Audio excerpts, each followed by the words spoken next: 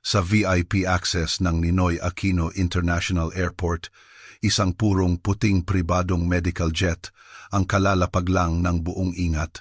Sa sandaling dahan-dahang bumukas ang pinto ng cabin, daan-daang mga kasama ang dumagsa na parang alon, mahigpit na binabantayan ang isang high-tech na customized na wheelchair na dahan-dahang bumababa sa hagdan. Ang nakaupo sa wheelchair ay ang ikatlong prinsipe ng royal family ng United Arab Emirates, si Khalid bin Zayed.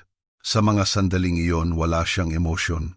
Parang isang manika ang kanyang mga binti ay naninigas at hindi gumagalaw. Ang buong katauhan niya ay tila walang buhay na para bang nawalan ng kaluluwa. Sino ang mag-aakala na sa loob lamang ng 45 minuto ang prinsipeng ito na hinatulan ng habambuhay na pagkaparalisa ng mga pinakamahuhusay na medical team sa buong mundo ay makakatayo at makakalakad palabas ng pintuan ng ospital sa sarili niyang mga paa kung ang balitang ito ay makakarating pabalik sa palasyo ng Dubai, tiyak na magkakagulo ang buong royal family. Ang mga medical staff sa airport ay natulala sa kanilang nakita. Sa totoo lang, marami ng malalaking eksena ang nakita sa Pilipinas, ngunit ang ganitong karangyaan ay ngayon lang nila nasaksihan at talagang nakapagpabago ng kanilang pananaw. 15 Royal Guard na nakasuot ng tradisyonal na puting damit bawat isa ay may kahanga-hangang presensya. 8 medical staff ang nagtutulak ng iba't ibang high-tech na kagamitan na parang isang mobile ICU. Mayroon ding 3 royal consultant na halatang may mataas na katungkulan bawat isa ay may seryosong ekspresyon na tila dadalo sa isang state funeral. Ang doktor na namamahala sa pagsalubong si Dr. Jose Reyes ay nakatayo sa gilid kinakabahan. Siya ang pinuno ng Neurology Department sa Philippine General Hospital PGH, Pulipinan. Sa loob ng 30 taon sa serbisyo, nakakita na siya ng lahat ng uri ng kakaiba at komplikadong mga kaso, ngunit iba ito. Ang pasyente ay isang tunay na miyembro ng royal family at malinaw na nakasulat sa kanyang medical records. 5 taon na ang nakalipas si Prinsipe Khalid ay nahulog mula sa kabayo habang naglalaro ng polo na nagresulta sa malubhang pinsala sa kanyang gulugod. Mula noon hindi na siya muling nakatayo. Nilibot na niya ang mga pinakamahuhusay na ospital sa Amerika, United Kingdom, Switzerland at Germany. Ang conclusion ay iisa ang pinsala sa nerbiyos ay masyadong malubha at habambuhay na siyang aasa sa wheelchair. Dr. Reyes, narito na po ang lahat ng medical reports ng pasyente, sabi ng kanyang assistant na si Jasmine habang inaabot ang isang napakakapal na folder na puno ng mga imahe at ulat na may higit sa 100 piraso ng MRI films lamang. Kinuha ito ni Dr. Reyes at habang binubuklat lalong kumunot ang kanyang noo. Ang ika-4 at ika-5 vertebrae ay malubhang na pinsala at deform, ang mga nerbiyos ay naiipit ng husto at ang mga kalamnan ay lubhang nanghina. Ang kondisyon ay talagang seryoso. Ngunit bigla niyang napansin ang isang mahalagang detalye. Lahat ng Western medical reports ay nakatuon lamang sa mga buto ng gulugod. Halos walang nabanggit tungkol sa kondisyon ng mga nakapaligid na soft tissues at daluyan ng enerhiya. Interesting bulong ni Dr. Reyes. Ang mga dayuhang doktor na ito ay magagaling sa teknolohiya, ngunit masyadong makitid ang kanilang pag-iisip. Nakatingin lang sila sa buto at nerbiyos at hindi nila isinasaalang-alang na ang katawan ng tao ay isang buong sistema. Ang convoy ay marangyang naglakbay patungo sa PGH. Sa daan ang mga tao ay napapatingin. Ang mga kalsada ng Maynila ay puno ng mga jeepney, kotse at bus na nagsisiksikan na parang isang malaking kaldero. Ang amoy ng mga pagkaing kalye tulad ng isaw kwek-kwek at banana Q ay lumulutang sa hangin mula sa mga nagtitinda sa tabi ng daan. 1, 2, 3, 4, 5 sa labas ng isang sari-sari store, ilang estudyante na naka-uniforme ang nag-uusap tungkol sa isang esports competition. Para kay Khalid ang ganitong ordinaryong buhay ay isang ibang mundo. Nakaupo sa kanyang wheelchair, tumingin siya sa labas ng bintana ng sasakyan. Ang kanyang mga mata ay blanko na tila nawalan ng kaluluwa. 5 taon, mahigit 1,800 araw mula sa isang masiglang prinsipe na mahilig mga bayo at magpolo, naging isa siyang taong walang silbi na kailangang alagaan ng iba. Sa palasyo sa Dubai, ang pinakamahuhusay na medical team ay 24,007 na nakabantay sa kanya, gumagamit ng lahat ng uri ng mamahaling imported na gamot at therapy na gumastos ng milyon-milyon. Ngunit ang kanyang mga binti ay nanatiling manhid. 6 and 7. Para magamot siya, halos lahat ng sikat na doktor sa buong mundo ay ipinatawag na ng kanyang ina. Nabalitaan niyang may isang magaling na spine surgeon sa Amerika, kaya agad siyang nag-book ng private jet at tumira doon ng 3 buwan, sumailalim sa 2 malalaking operasyon, ngunit wala pa ring nangyari. Sa pinaka-advanced na rehabilitation center sa UK, tumira siya ng kalahating taon, araw-araw, na sumasailalim sa iba't ibang physical therapy, ngunit sa huli, bumalik pa rin siyang naka-wheelchair. Isang German neurosurgery professor, pagkatapos tingnan ang kanyang mga film, ay umiling na lamang at sinabing, ang mga nerbiyos ay halos wala ng pag-asa. Habang buhay na itong ganito. Mahal na prinsipe, narito na po tayo sa ospital, mahinang paalala ng hepe ng mga guwardiya. Ang VIP Specialty Care Center ng PGH ay matagal ng handa. Ang privacy protection at profesionalismo ay nasa pinakamataas na antas. Si Dr. Reyes at ang kanyang team ay naghihintay sa pasukan. Bukod sa mga eksperto sa buto, kasama sa team ang isang tradisyonal na manghihilot at mga rehabilitation therapist. Welcome to the Philippines, Your Highness Prince Khalid, bati ni Dr. Reyes sa matatas na Ingles. Pagkatapos ipinasalin niya sa interpreter, gagawin namin ang lahat ng aming makakaya para tulungan kayong makatayong muli. Bahagyang tumango si Khalid, malamig pa rin ang kanyang ekspresyon. Sa totoo lang, matagal na siyang nawalan ng pag-asa. Ang pagpunta niya sa Pilipinas ay dahil lamang sa pamimilit ng kanyang ina na narinig mula sa isang kaibigan na gumaling sa Pilipinas, na ang medical care dito ay napakagaling, lalo na ang pagsasanib ng Western at tradisyonal na gamutan na nakagawa na ng maraming himala. 8. 9. Mahal na prinsipe, maaari ko po ba kayong suriin muna, magalang na tanong ni Dr. Reyes habang lumuluhod. Sa loob ng maliwanag na examination room, sinimulan ni Dr. Reyes na maingat na suriin ang mga binti ni Khalid. Ang kanyang pamamaraan ay kakaiba. Hindi lang niya pinipindot at sinusubok ang mga reflex, kundi dahan-dahan din niyang kinakapa ang mga partikular na linya ng kalamnan at ugat. Ito ang kanyang natatanging paraan ng diagnosis na binuo mula sa kanyang 30 taong klinikal na karanasan at malalim na kaalaman sa tradisyonal na hilot. 10, 11, 12.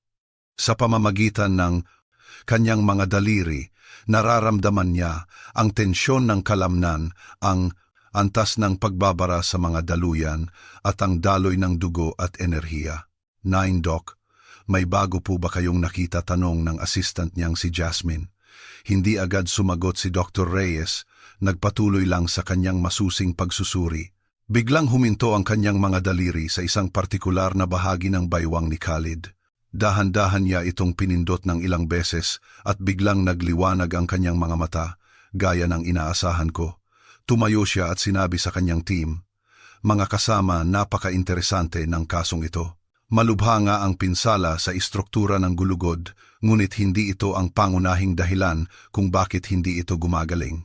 Ang problema ay ang matagal ng paninigas ng kalamnan na nagdudulot ng patuloy na pag-ipit sa mga nerbiyos. Dagdag pa rito ang pagbabara ng mga daluyan ng enerhiya at hindi magandang sirkulasyon ng dugo, kaya't tuluyan siyang nawalan ng pakiramdam. So ano po ang susunod nating gagawin? Hindi mapigilang tanong ng batang residenteng si Mike. Una, kailangan nating lubusang paluwagin ang malalalim na kalamnan para maalis ang pressure sa mga nerbiyos. Pagkatapos bubuksan natin ang mga baradong daluyan para maibalik ang normal na sirkulasyon ng dugo at enerhiya, paliwanag ni Dr. Reyes na may kahinahunan, ngunit alam ng lahat ng naroroon na madaling sabihin pero napakahirap gawin. Isinalin ng interpreter ang bawat salita ni Dr. Reyes kay Khalid at sa Royal Medical Team. Pagkatapos marinig ito, nagkatinginan ang mga dayuhang doktor. Isa sa mga pangunahing doktor ang hindi na napigilan at nagsalita Professor Reyes, sa aking opinyon, 5 taon na ang pinsala ng mahal na prinsipe. Ganoon kalubha ang pinsala sa nerbiyos. Posible pa po ba talagang maibalik ito? Ngumiti si Dr. Reyes. Kung purong Western medicine ang pagbabatayan, mahirap itong intindihin. Ngunit sa aming tradisyonal na paniniwala tinitingnan namin ang kabuuan ng katawan. Ang katawan ng tao ay hindi isang malamig na makina. Hindi pwedeng isang bahagi lang ang tingnan. Ang nervous system ay may malaking kakayahang mag-regenerate. Kung tama ang paraan anumang oras ay maaaring mangyari ang himala. Susubok sanang magsalita muli ang dayuhang doktor ngunit pinigilan siya ng royal consultant. Tumingin ang consultant kay Dr. Reyes at sinabing Dr. Reyes naglakbay ang mahal na prinsipe hanggang dito dahil naniniwala kami sa kakayahan ng Pilipinas. Gawin ninyo ang lahat ng inyong makakaya. Anuman ang maging resulta, lubos na magpapasalamat ang royal family. Kung gayon simulan na natin, sabi ni Dr. Reyes, at inutusan si Jasmine na ihanda ang mga karayom para sa acupuncture at ang therapy bed. Sa treatment room biglang naging tensyonado ang lahat. Maingat na inilipat si Khalid sa isang espesyal na therapy bed. Pagkatapos maghugas ng kamay, sinimulan ni Dr. Reyes ang unang bahagi ng therapy. Ang kanyang pamamaraan ay isang kombinasyon ng tradisyonal na hilot bone setting at modernong physical therapy. Bawat galaw ay eksakto at may tamang lakas. Mahal na prinsipe, maaaring makaramdam kayo ng kirot at bigat. Normal lang iyan. 5 taon nang naninigas ang inyong mga kalamnan at ngayon ay unti-unti nating paluluwagin ang mga iyan. Nagtiimbagang si Khalid, nagsimulang pagpawisan ang kanyang noo. Sa totoo lang, matagal na niyang hindi naramdaman ang ganitong pakiramdam. Sa loob ng 5 taon ang kanyang mga binti ay parang kahoy. Ngayon biglang may mga alon ng kirot at sakit na dumadaloy na nagbigay sa kanya ng gulat at kaunting takot. Dok, nagsisimula ng kumibot ang mga kalamnan niya, masiglang sigaw ni Jasmine. Magpatuloy tayo mahinahon, na sabi ni Dr. Reyes, hindi natitinag ang kanyang mga kamay. Alam niyang ito ang kritikal na sandali at kailangan nilang ituloy. Pagkatapos ng 20 minuto natapos ang yugto ng hilot, kinuha ni Dr. Reyes ang mga sterilized na karayom at sinimulang itusok ang mga ito nang may katumpakan sa baywang at mga binti ni Khalid.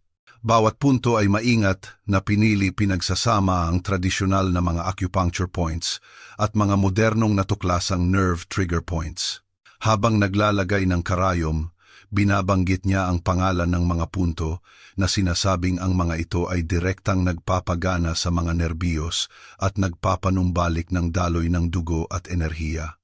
Pagkatapos ikinabit niya ang isang electroacupuncture device. Ang mahinang agos ng kuryente ay dumaloy sa mga karayom papasok sa katawan, ginigising ang mga natutulog na nerbiyos sa loob ng 5 taon. Biglang naramdaman ni Khalid na may gumagapang na parang libu-libong langgam sa kanyang mga binti. Magaling ibig sabihin, nagsisimula ng manumbalik ang nerve conduction na sisiyahang, sabi ni Dr. Reyes. Sa sumunod na 15 minuto, tanging ang ugong ng electroacupuncture device ang maririnig sa silid.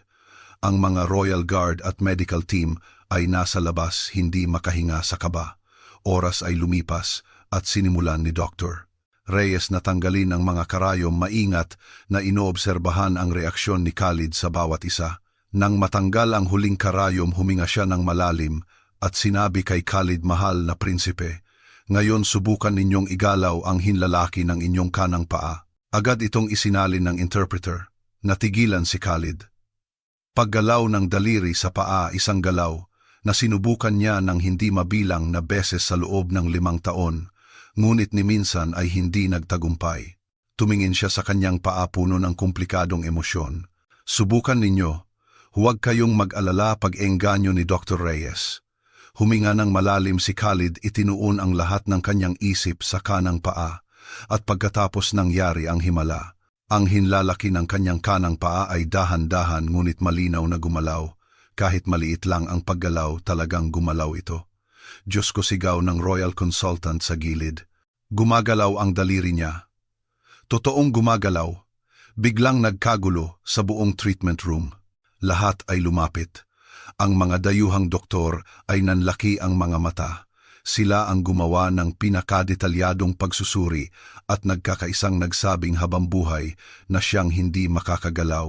Ngunit ngayon, 45 minuto pa lang gumalaw na ang kanyang daliri. Si Khalid mismo ay tulala at biglang namula ang kanyang mga mata. Sa loob ng 5 taon, ngayon niya lang naramdaman na buhay pa ang kanyang mga binti. Ang pakiramdam ng isang bagay na nawala at muling natagpuan ay bumuhos sa kanyang damdamin. Huwag po kayong masyadong maging emosyonal. Magpatuloy tayo, mahinahong sabi ni Dr. Reyes. Mahal na prinsipe, ngayon subukan ninyong iangat ng kaunti ang inyong kanang binti. Nagtiimbagang si Khalid at ginamit ang lahat ng kanyang lakas. Ang kanyang kanang binti ay nagsimulang manginig at umangat. Kahit ilang sentimetro lang lahat ng naroroon, ay napigil ang kanilang hininga, saksi sa makasaysayang sandaling ito. Napakagaling. Mas mabilis ang paggaling ninyo kaysa sa inaasahan ko. Ngayon kailangan nating patatagin ang resulta at hayaang maalala muli ng mga kalamnan ang kanilang gawain. Dr. Reyes, ito ay hindi ka panipaniwala, sabi ng dayuhang doktor na may paghanga. Paano ninyo ito nagawa? Binago nito ang aming pag-unawa sa pinsala sa gulugod. Hindi lamang ito gawa ko. Ito ay tagumpay ng pagsasanib ng Western at tradisyonal na medisina, mapagkumbabang sagot ni Dr. Reyes. 8. Ang Western medicine ay mahusay sa tumpak na diagnosis, habang ang tradisyonal na gamutan ay magaling sa pangkalahatang pag-aalaga at pagpapagana ng natural na kakayahan ng katawan na magpagaling. Kapag pinagsama ang dalawa doon, nangyayari ang mga imposibleng himala. Ano ang susunod? Makakatayo na ba ang mahal na prinsipe ng mag-isa, tanong ng royal consultant? Sa teorya oo, pero kailangan niya ng tulong mula sa ilang kagamitan. Mike, dalhin mo rito ang walker. Jasmine, tulungan mo ang mahal na prinsipe na umupo. Sa tulong ng lahat, dahan-dahang umupo si Khalid. Para sa kanya ito ay isang malaking pag-unlad na. Tumingin siya sa kanyang mga binti at nagsimulang tumulo ang kanyang mga luha. Ang isang 35 taong gulang na prinsipe ay umiiyak na parang bata. Mahal na prinsipe, sulit ang inyong mga luha, sabi ni Dr. Reyes habang tinatapik ang kanyang balikat. Pero hindi pa ito ang oras para magdiwang. Kailangan nating tulungan kayong tuluyang makatayo at makalakad. Dinala ang walker. Si Dr. Reyes at 2 therapist ay maingat na umalalay sa kanya, dahan-dahan. Ilagay ninyo muna ang bigat sa walker. Gamitin ang kaunting lakas sa inyong mga binti. Ang mga binti ni Khalid ay nanginginig na parang dahon. 5 taon nang hindi nagagamit ang kanyang mga kalamnan ay lubhang nanghina.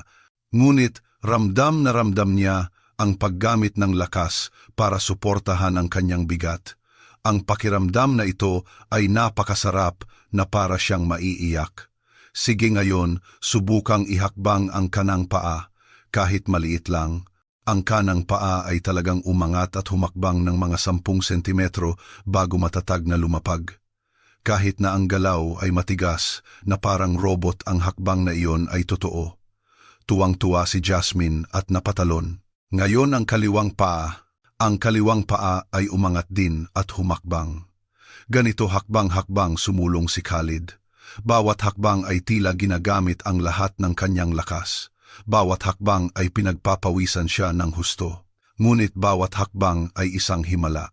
Nang marating niya ang pinto ng treatment room, ang 15 guwardiyang nakaputing damit na naghihintay sa labas ay natulala.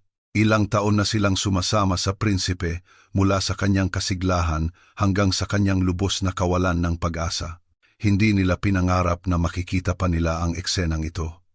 Allah, ang hepe ng mga guwardiya, ay napaluhod habang tumutulo ang kanyang mga luha. Ito ay biyaya mula sa Allah. Ang iba pang mga guwardiya ay sabay-sabay ding napaluhod at ang pasilyo ay napuno ng mga pasasalamat at panalangin. Nakatayo si Khalid sa pinto, hawak ang walker, pinapanood ang kanyang mga matatapat na guwardiya na umiiyak. Siya mismo ay umiiyak na rin. Hindi ito biyaya mula sa Allah. Ito ay biyaya mula sa mga doktor na Pilipino. Dr. Reyes, kayo ang anghel na ipinadala ng Diyos para iligtas ako. Agad na isinalin ng interpreter kay Dr. Reyes. Mabilis na iwinagayway ni Dr. Reyes ang kanyang kamay. Mahal na prinsipe, huwag po kayong magsalita ng ganyan. Ginawa ko lang po ang trabaho ko bilang doktor. At saka nagsisimula pa lang ang inyong rehabilitasyon. Araw-araw pa rin kayong sasailalim sa acupuncture at hilot. Doktor, gaano man katagal hindi na ako babalik sa Dubai. Sabi ni Khalid, puno ng determinasyon ang kanyang mga mata. Gusto kong tuluyang makatayo. Gusto kong maglakad ng mag-isa. Ang balita ay mabilis na kumalat pabalik sa Dubai na parang apoy. Nagkagulo ang buong royal family. Nang marinig ito ng ina ni Khalid, agad siyang napaiyak at nagpasya na lumipad patungong Pilipinas para personal na makita ang kanyang anak na muling tumayo.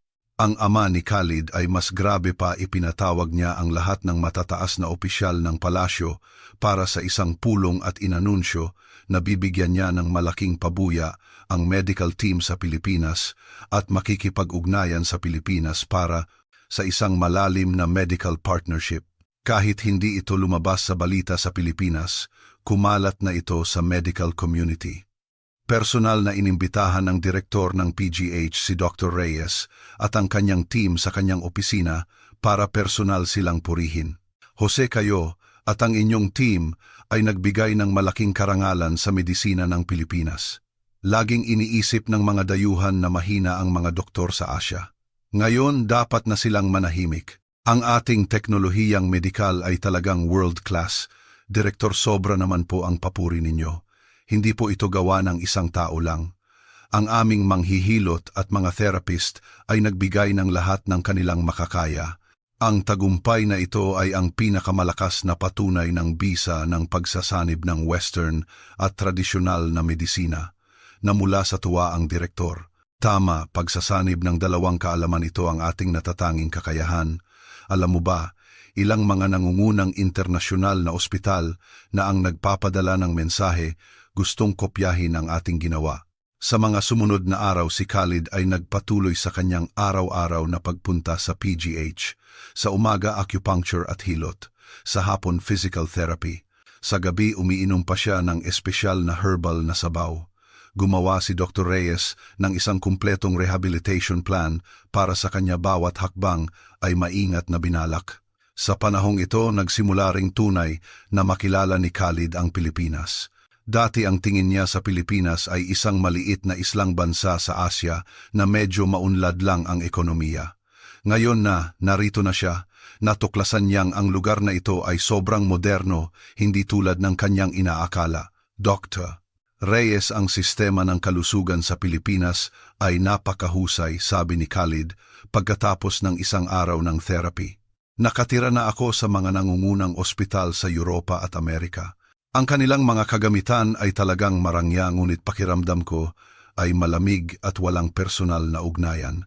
Dito sa inyo iba, hindi lang ang binti ko ang ginagamot ninyo, kundi tinatrato ninyo ako bilang isang buong tao.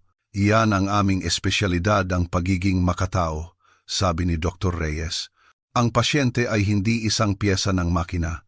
Hindi pwedeng ayusin lang ang binti at kalimutan ang tao. Kailangan ng pangkalahatang pag-aalaga. Bukod pa riyan, mayroon kaming PhilHealth, ang aming pambansang health insurance. Kahit na pribado ang inyong kaso, ang sistemang ito ay nagturo sa aming mga health worker na maging masigasig sa bawat pasyente. 14, PhilHealth, nagtatakang tanong ni Khalid. Lahat ng tao ay hindi kailangang mag-alala sa gastusin sa pagpapagamot. Opo, mula bata hanggang matanda, kapag nagkasakit pumupunta sila sa ospital. Hindi sila mapipigilan ng kawalan ng pera, dagdag ni Jasmine. Maaring hindi kami ang pinakamayaman, pero ang aming mga serbisyong pangkalusugan at edukasyon ay napakahusay.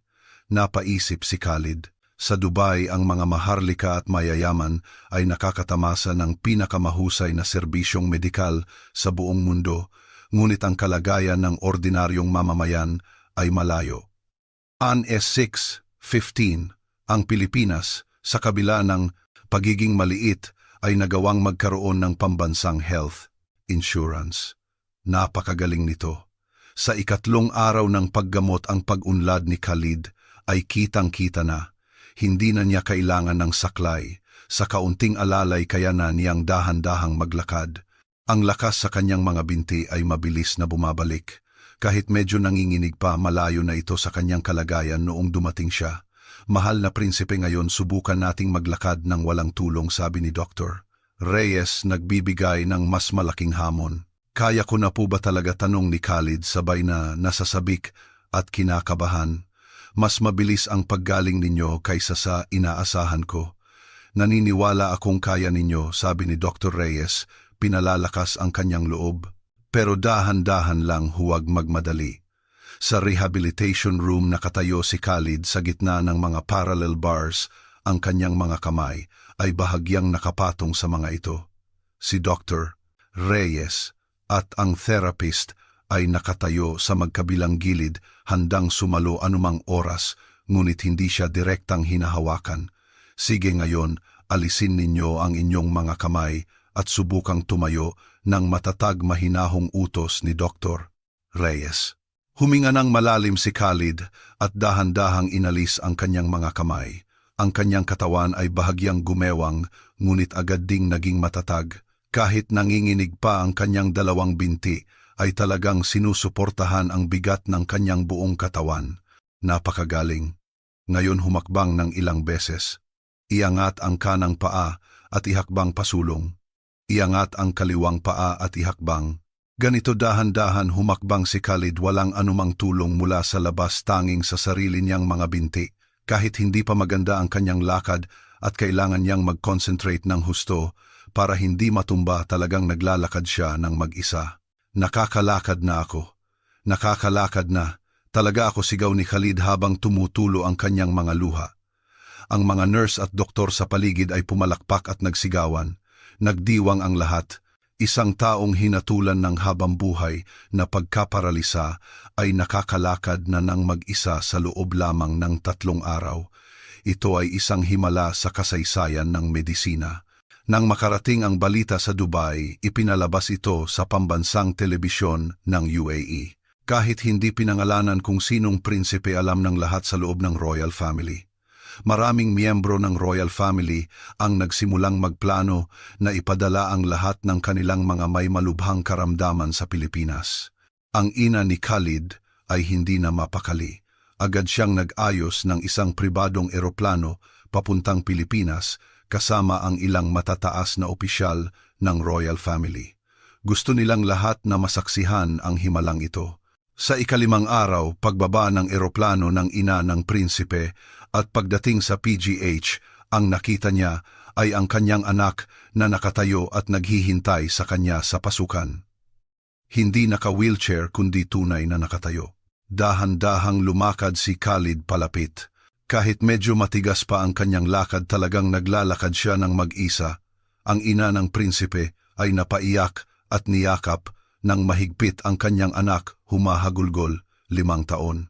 5 taon niyang pinanood ang kanyang masiglang anak na maging isang taong inutil. Ang sakit na iyon ay mas masahol pa sa kamatayan.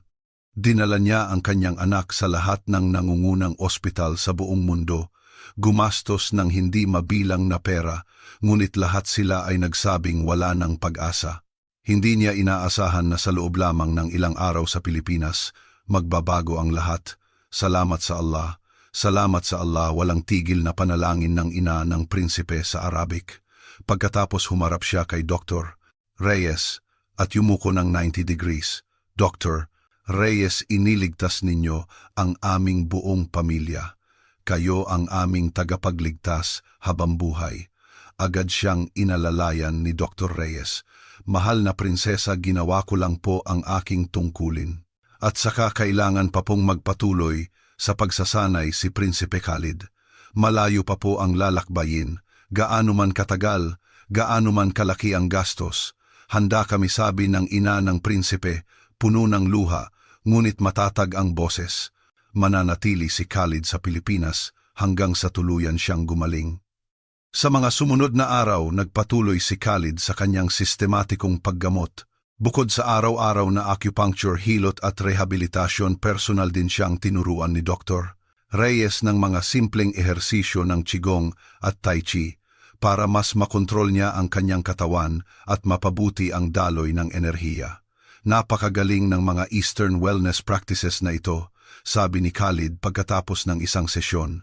Nararamdaman ko ang enerhiya na dumadaloy sa aking katawan. Iyan ang tinatawag naming daloy ng dugo sa aming tradisyon, paliwanag ni Dr. Reyes. Ang regular na pagsasanay nito ay makakatulong sa inyong mas mabilis na paggaling at pagpapalakas ng inyong pangkalahatang kalusugan. Si Khalid ngayon ay nahuhumaling na sa tradisyonal na gamutan. Araw-araw siyang masigasig na nagsasanay. Dati sa Dubai, wala siyang alam sa kulturang silangan at naniniwalang ang Western science at medicine ang pinakamahusay. Ngayon lubusan siyang namangha. Dr. Reyes, bakit hindi ako nagamot ng napakaraming magagaling na ospital sa Europa at Amerika, pero kayo ay nagtagumpay? Sa wakas ay naitanong ni Khalid ang katanungang matagal na niyang iniisip. Nag-isip si Dr. Reyes. Hindi ito tungkol sa kung sino ang mas magaling, kundi sa pagkakaiba ng pananaw. Ang Western medicine ay tinitingnan ang tao bilang mga hiwa-hiwalay na bahagi, kung saan ang sira doon ang ayos. Ang tradisyonal na gamutan ay tinitingnan ang kabuuan. Sa inyong kaso, nakita ng Western medicine na putol ang mga nerbiyos at hinatulan na kayo. Ang nakita naman ng tradisyonal na gamutan ay barado ang mga daluyan ng dugo at enerhiya na maaaring unti-unting buksan sa pamamagitan ng acupuncture at herbal medicine. Ngayon naiintindihan ko na, sabi ni Khalid. Kaya ang pagsasanib ng dalawa ay ang pagkuha ng pinakamahusay sa parehong mundo. Tama, tumango si Dr. Reyes. Ang mga pagsusuri ng Western medicine ay tumpak. Gagamitin natin ang pinakamahusay na MRI para matukoy ang problema. Sa paggamot, mas banayad at mas kumpleto ang tradisyonal na pamamaraan. Kapag pinagsama, walang imposible. Sa pagtatapos ng ikalawang linggo, si Khalid ay nakakalakad na ng mag-isa. Kahit mabagal pa, matatag na ang kanyang mga hakbang. Sinimulan na siyang bigyan ni Dr. Reyes ng mas mahihirap na pagsasanay tulad ng pag-akyat baba sa hagdanan at pagtayo sa isang paa. Ang rehabilitation ay parang pag-aaral muling maglakad noong bata pa tayo. Kailangan ng paunti-unti, sabi ng therapist na si Mike habang nagpapakita ng ehersisyo. Hindi pa sapat ang lakas ng inyong mga kalamnan, kaya kailangan nating dahan-dahang palakasin ito. Si Khalid ay lubos na nakikipagtulungan. Bawat ehersisyo ay ginagawa niya hanggang sa mamawis siya ng husto. Alam niyang ang lahat ng ito ay pagkakataong ibinigay sa kanya ng team ni Dr. Reyes at kailangan niyang ibigay ang lahat. Sa panahong ito sa ospital, lubusan na ring minahal ni Khalid ang Pilipinas. Ang mga health worker ay napakabait sa kanya, propesyonal at madaling lapitan. Hindi dahil isa siyang prinsipe ay naging espesyal ang trato sa kanya at hindi rin dahil sa pagkakaiba ng kultura ay naging mailap sila. Ang ganitong pagkakapantay-pantay at mainit na pakiramdam ay napaka-komportable. Jasmine, lahat ba ng Pilipino ay ganito kadaling pakisamahan? Hindi mapigil ang tanong ni Khalid. Ngumiti si Jasmine ng may hiya. Naku, mahal na prinsipe, baka lumaki ang ulo namin sa papuri ninyo. Pero totoo po, ang mga Pilipino ay karaniwang masayahin at palakaibigan. Ang aming lipunan ay bukas habang pinapanatili pa rin ang pagiging magiliw ng mga nakatatanda. 16, 17, 18, 19, 20. Narinig ko na sikat ang mga night market sa Pilipinas. Kapag kaya ko nang maglakad ng maayos, dalhin mo ako doon, ha? Oo naman, nagliwanag ang mga mata ni Jasmine. Ang daming pagkain sa night market at mura pa. Maliit lang ang Pilipinas, pero ang kalidad ng buhay ay mataas. Ang mga convenience store ay 24 oras na bukas, kahit anong oras mo gustong bumili. Nagsimula na ring mag-promote si Khalid. Ang mga guwardiya ko ngayon ay araw-araw na pumupunta sa 7-Eleven. Sabi nila ngayon lang sila nakakita ng ganitong kaginhawang tindahan sa buong buhay nila. Di ba iyan ang lakas ng Pilipinas? Taas noong sabi ni Jasmine. Maaring hindi kami kasing yaman ng Dubai, wala kaming napakaraming supercars at skyscraper, pero ang kaginhawahan at kaligayahan ay sobra-sobra. Ilang hakbang lang may convenience store na. Ang MRT at LRT ay konektado sa lahat ng dako. Anumang gusto mong kainin available agad. Ang mga salitang ito ay lalong nagpatibay sa paghanga ni Khalid sa Pilipinas. Bago siya dumating, akala niya ang Asya ay atrasado. Ngayon natuklasan niyang ang kalidad ng buhay dito ay kayang tapatan ang Europa at Amerika. Sa ikatlong linggo, nagpasya si Dr. Kin Reyes na gawin ang isang malaking hakbang. Dinala niya si Khalid sa labas para mag-ehersisyo. Pumunta sila sa isang parke malapit sa PGH. Maganda ang kapaligiran at sariwa ang hangin.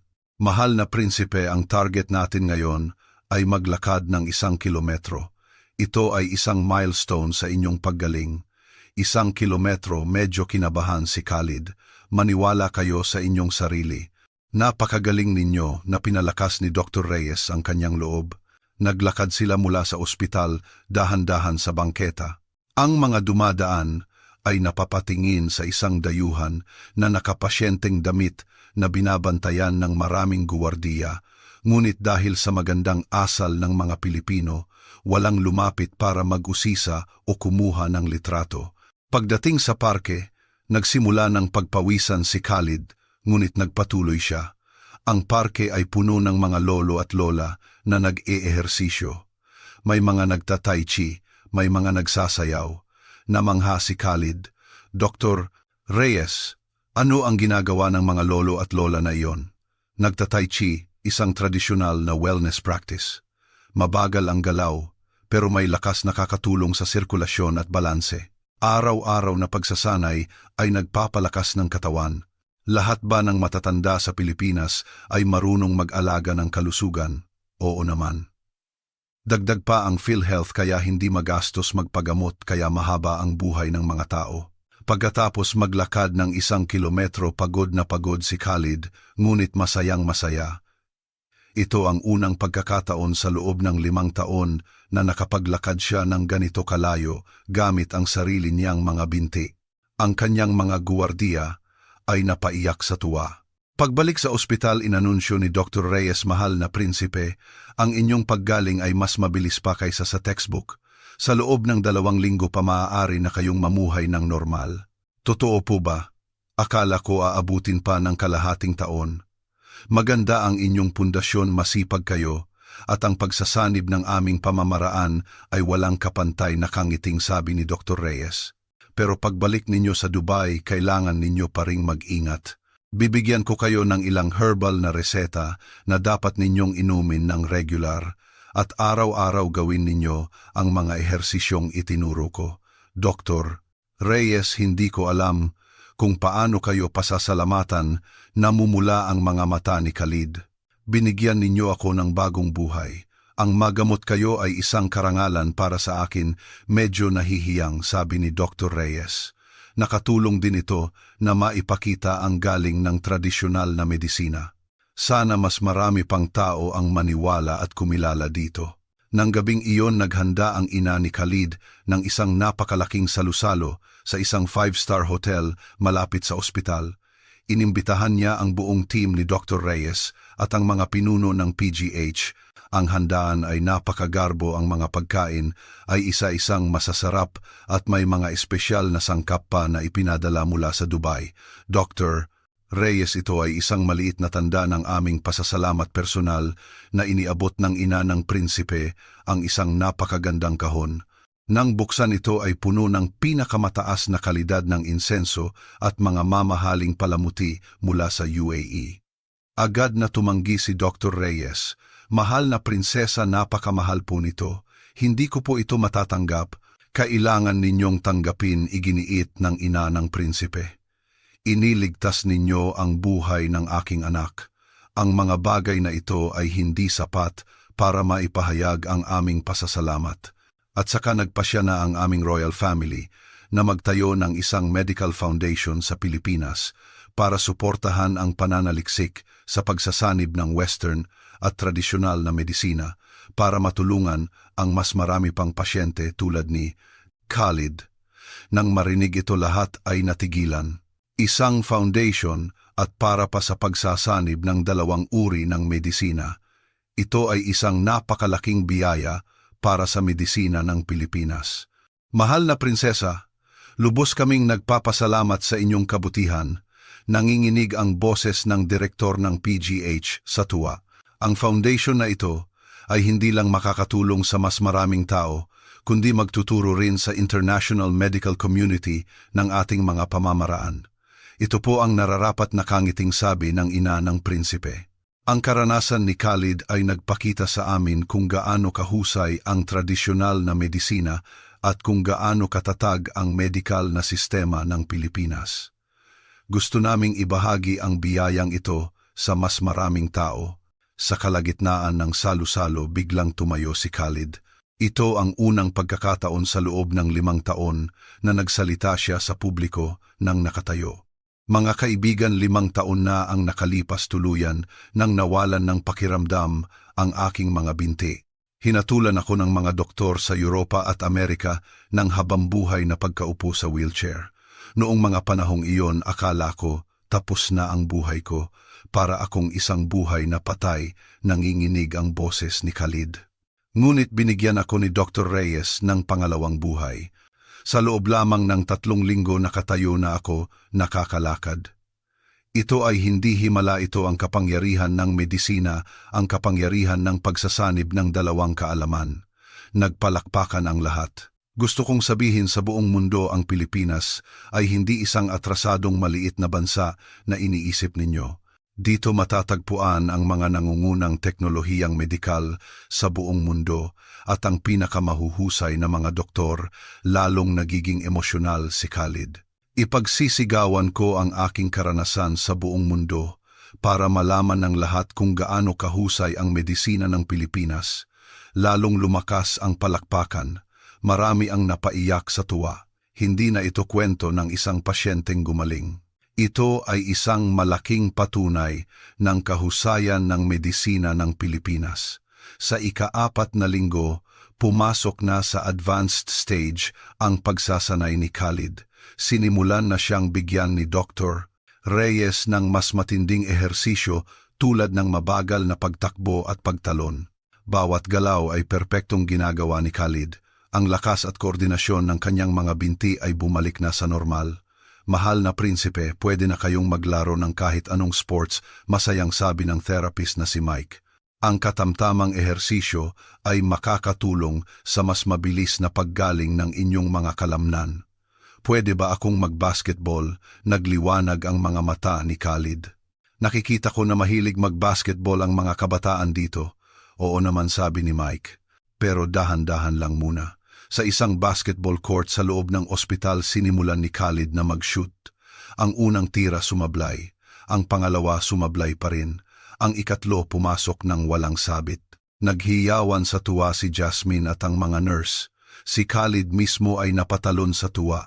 Isang galaw na imposible para sa kanya, 5 taon na ang nakalipas, ngayon ay madali na lang. Ang kanyang mga binti ay matatag na tumalon at lumapag. Ang eksenang ito ay kinunan ng litrato at naging isa sa mga pinakamahalagang larawan ng royal family ng UAE. Sa larawan, ang ngiti ni Khalid ay mas maliwanag pa sa araw, ang kanyang mga paa ay nakaangat sa lupa, puno ng buhay. Sino ang mag-aakala na ang taong ito ay 5 taon ng paralisado? Sa ika-5 linggo, ginawa ni Dr. Reyes ang pinakakumpletong pagsusuri kay Khalid. Ang resulta ng MRI ay nagpakita na ang mga soft tissues sa paligid ng gulugod ay tuluyan ng gumaling, ang nerve conduction ay bumalik na sa normal. Ang lakas at tibay ng kalamnan bagamat hindi pa bumabalik sa dati, bago ang pinsala ay sapat na para sa normal na pamumuhay at pag-eehersisyo. Mahal na prinsipe, mula sa medikal na pananaw kayo ay tuluyan ng magaling inanunsyo ni Dr. Reyes. Biglang nagdiwang ang lahat sa loob ng silid. Niyakap ni Khalid si Dr. Reyes, hindi makapagsalita sa sobrang tuwa. Ang 5 taong bangungot ay sa wakas natapos na. Muli niyang nakamit ang malusog na katawan at kalayaan. Pero kailangan ninyo pa ring mag-ingat, paalala ni Dr. Reyes. Magpatuloy sa pagsasanay uminom ng gamot ng regular, huwag masyadong magpagod. Ang inyong gulugod ay nagtamo ng malubhang pinsala, kahit magaling na, ngayon kailangan pa ring alagaan. Pangako gagawin ko po, sabi ni Khalid. Isang araw bago umalis, pinilit ni Khalid na pumunta sa isang night market sa Maynila. Nag-alala si Dr. Reyes sa seguridad, ngunit hindi niya natiis ang pananabik sa mga mata ng prinsipe. Pumayag din siya. Pinili nila ang isang sikat na night market. Ang mga guwardiya ay nauna nang nag-inspeksyon para masigurong hindi masyadong maraming tao. Pagdating sa night market, namangha si Khalid. Ang amoy ng iba't ibang pagkain ay nakakagutom. Ang ingay ng mga nagtitinda at ang dami ng tao ay nagbigay ng masiglang pakiramdam. Mahaba ang pila sa tindahan ng lechon kawali at ang amoy nito ay abot hanggang sa malayo. Sa tabi isang tindahan ng halo-halo ang puno ng makukulay na sahog. Mahal na prinsipe, tikman ninyo ang halo-halo, sabi ni Jasmine. Ito ang pambansang pampalamig ng Pilipinas. Sumimsim si Khalid at biglang nagliwanag ang kanyang mga mata. Wow, ang sarap, hindi masyadong matamis at ang mga sahog ay chewy. Pagkatapos sunod-sunod niyang tinikman ang kwek-kwek isaw at chicken barbecue. Puno ng mantika ang kanyang bibig, hindi na inalintana ang kanyang imahe. Ang mga Pilipinong nakakita sa kanya ay natuwa. Sir, masarap ba? Sobra, sagot ni Khalid habang nag-thumbs up. Ang sarap ng pagkaing Pilipino. Natuwa ang tindera at binigyan pa siya ng ilang dagdag na barbecue. Welcome po kayo bumalik. Ganyan po kaming mga Pilipino, masayahin. Ang ganitong karanasan ay lubos na nakaantig kay Khalid. Sa Dubai nabubuhay siya sa isang gintong hawla, hindi malapitan ng ordinaryong tao. Ngunit sa Pilipinas, para siyang ordinaryong tao na nakikipagsiksikan sa night market at nakikipagkwentuhan sa mga tindera. Ito ang tunay na buhay. Dr. Reyes, mahal na mahal ko na ang Pilipinas, sabi ni Khalid habang naglalakad sila. Ang mga tao ay napakabait, masarap at mura ang pagkain. Kahit hindi kasing yaman ng Dubai, ang kaligayahan dito ay sobra-sobra. Bawat lugar ay may sariling katangian, sabi ni Dr. Reyes. Maliit man ang Pilipinas, mayaman ito sa kultura at magagandang asal. Iyan ang aming ipinagmamalaki. Tama po kayo, tumango si Khalid. Pagbalik ko, kakausapin ko ang aking ama. Hindi lang mga matataas na gusali at mamahaling sasakyan ang mahalaga. Ang pinakamahalaga ay ang masayang pamumuhay ng mga mamamayan. Pagkatapos ng night market, pumunta sila sa isang 24 oras na bookstore. Namangha si Khalid. Kahit hating gabi na marami pa ring nagbabasa. Ang mga Pilipino ay talagang mahilig mag-aral. Ganyan po kami kasipag, sabi ni Jasmine. Kahit gaano ka busy sa trabaho, kailangan pa ring maglaan ng oras para matuto. 2 oras na naglibot si Khalid sa bookstore at bumili ng maraming libro tungkol sa tradisyonal na medisina at kulturang Pilipino. Dadalhin daw niya ito pabalik para pag-aralan at dalhin ang magagandang bagay ng Pilipinas sa Dubai. Sa araw ng kanyang pag-alis, nagkaroon ng isang simpleng paalam sa PGH. Lahat ng miyembro ng team ni Dr. Reyes ay naroroon, namumula ang mga mata. Dr. Reyes, habang buhay kong aalalahanin ang inyong kabutihan, sabi ni Khalid, habang mahigpit na hawak ang kamay ni Dr. Reyes. Hindi lang ninyo ginamot ang aking mga binti, ibinalik din ninyo ang aking pag-asa sa buhay. Ang paggaling mo ang pinakamalaking karangalan sa aking buhay, sabi ni Dr. Reyes. Alalahanin mo ang mga bilin ko, ha? Araw-araw na ehersisyo at regular na pag-inom ng gamot. Kung may problema, i-message mo lang ako. Pangako, sabi ni Khalid. Humarap siya sa lahat at yumuko. Salamat sa inyong lahat, salamat Pilipinas. Ang 5 linggong ito ang pinakamahalagang panahon sa aking buhay. Sa airport iginiit ni Khalid na mag-isang umakyat sa hagdan ng eroplano. Bawat hakbang ay matatag puno ng lakas at kumpiyansa. Pagdating sa pinto ng cabin, lumingon siya at kumaway, ang kanyang ngiti ay mas maliwanag pa sa araw. Ang larawang ito ay sumikat sa buong mundo at tinawag na Philippine Medical Miracle na gumawa ng ingay sa international medical community. Paglipad ng eroplano, pinagmasdan ni Khalid ang papalayo at papaliit na isla ng Pilipinas, puno ng pasasalamat at pangungulila ang kanyang puso. Ang maliit na islang ito ang lumikha ng isang himala sa kasaysayan ng medisina at lubusang nagpabago ng kanyang buhay. Pagbalik sa Dubai, ang kwento ni Khalid ay kumalat sa royal family at sa mataas na lipunan. Maraming dumalaw sa kanya at lahat ay namangha. Sa tuwing may bisita, buong sigla niyang ikinukwento ang kanyang karanasan sa Pilipinas, pinupuri ang galing ni Dr. Reyes at ang bisa ng pagsasanib ng 2 uri ng medisina. Alam niyo ba, ang Pilipinas ay napakagaling. Ang kanilang teknolohiyang medikal ay mas mahusay pa kaysa sa Europa at Amerika. Ang mga doktor ay hindi lang magagaling kundi mababait pa, at ang lipunan ay napakaunlad, hindi tulad ng iniisip ng marami. Ang kanyang mga kwento ay nagpabago sa pananaw ng marami. Dati akala nila ang Western medicine lang ang maaasahan. Ngayon nalaman nilang mayroon palang napakagaling na manlalaro sa Asya. Ang ama ni Khalid ay lalong namangha. Agad siyang nagpatawag ng isang pulong ng Royal Council at inanunsyo ang isang malalim na medical partnership sa Pilipinas. Bukod sa foundation na ipinangako, magpapadala rin sila ng mga doktor mula sa UAE sa Pilipinas para mag-aral ng pagsasanib ng Western at tradisyonal na medisina. Ito ay biyaya mula sa Allah at galing ng mga doktor na Pilipino, emosyonal na sabi ng hari. Kailangan nating magpasalamat at matuto. Dalhin natin ang mahusay na sistemang ito pabalik sa UAE para sa kapakinabangan ng ating mamamayan. Ang desisyon ay buong pagkakaisang sinang-ayunan. Hindi nagtagal, formal na itinatag ang isang medical exchange program sa pagitan ng UAE at Pilipinas. Si Khalid mismo ay hindi nagpahinga.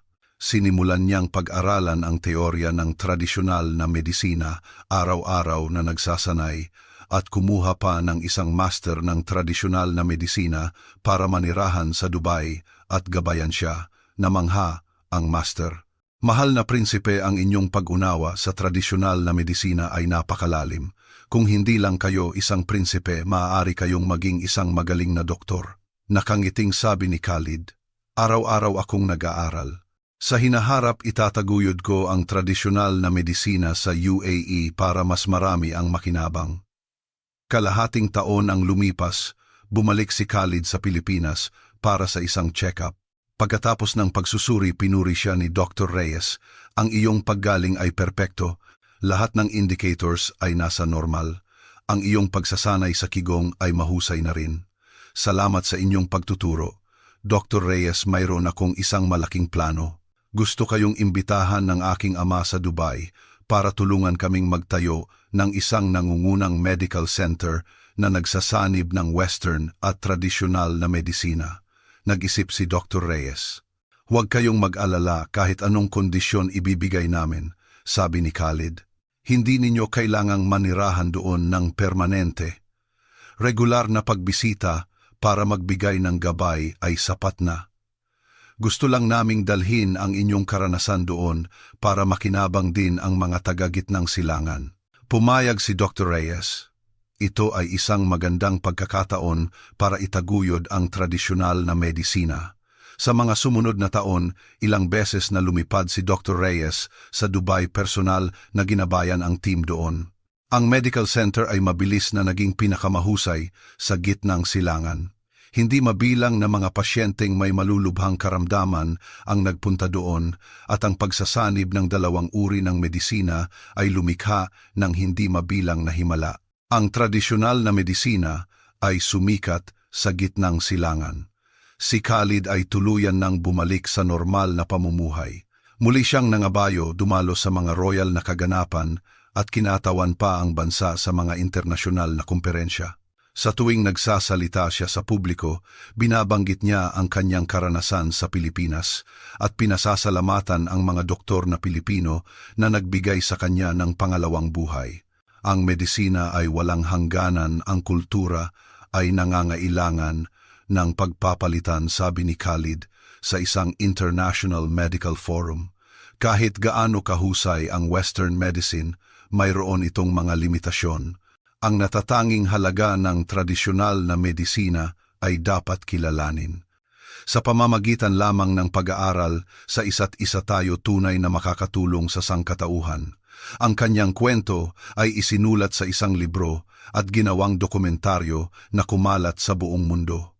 Hindi mabilang na mga tao na dati ay may pag-aalinlangan sa tradisyonal na medisina ang natahimik.